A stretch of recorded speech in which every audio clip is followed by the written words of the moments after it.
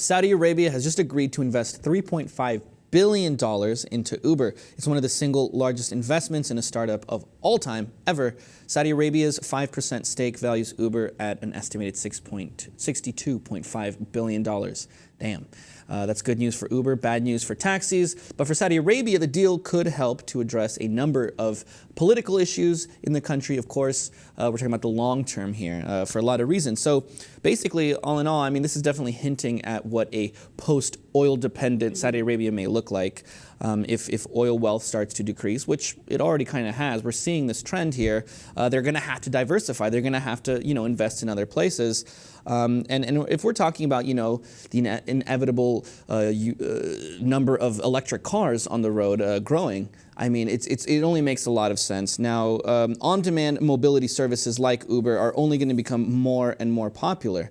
And then you combine that with electric cars, autonomous cars. I mean, we're talking about a future that looks very different from today. One where these mega cities with huge populations, because we know that's inevitable too, is going to depend largely on rider-share communities like Uber, for example. They're going to be autonomous, they're going to be electric. So I'm not saying that oil is going to go anywhere very soon, but eventually we're going to be at the point where if you want to be up to date, if you want to be in the game, if you still want to be a very wealthy kingdom, controlling, a lot of the world, well, you got to be up to date and you have to, be with these companies, investing in companies like Uber that are going to be leading that game. Right. I mean, and I think that there's definitely a debate to be had about the ride shares and what they could potentially do for jobs and drivers, especially like Uber's already working on its first autonomous vehicle. So I could see why people would be nervous about something like this. At the same time, it seems like a smart move if we are getting to the point where both countries are no longer as dependent on foreign oil, or for us, foreign oil, for them, domestic oil. It's smart, but I could see why people are a little bit iffy because about it. What we're basically alluding to here is like best case scenario, happy ending, okay, everyone's in these electrical pods, it's like the perfect tech world, okay? But I mean, if we bring oil back into the equation, if oil doesn't go away as fast as we think it does, well, it could get very sticky. It could turn into something very ugly. I mean, imagine if all of a sudden Saudis, have some control over what Uber does, right? And they say, no, we don't want to get rid of the oil right now. So then that hinders, the whole process of putting these electrical autonomous vehicles on the road. Period. So I mean, it could get ugly depending on the political climate. Who knows, the economic climate in the future. So that's something that's hard to really predict. So I find it interesting, this particular investment, because Uber's already pretty popular there, right? Like, yes, they already have a lot of riders. Popular. They have 19,000 drivers, 395,000 drivers in the region. And many of about 80% of the clients or the riders are female because they're not able to drive themselves, which is already a another stupid discussion. Thing. Right Yeah, we can talk about that all day long.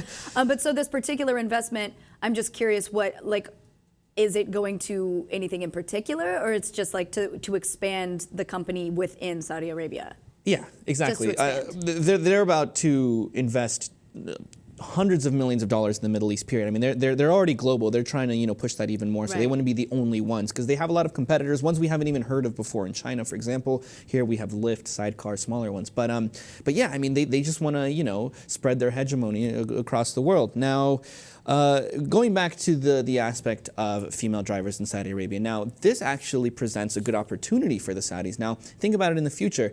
If Uber becomes very dominant, now they can phase out drivers 100%. That's something that Uber wants to do. They want to get rid of all drivers on the road. They want to be, like the Apple of the driver world, right? They want to get rid of people driving their own cars.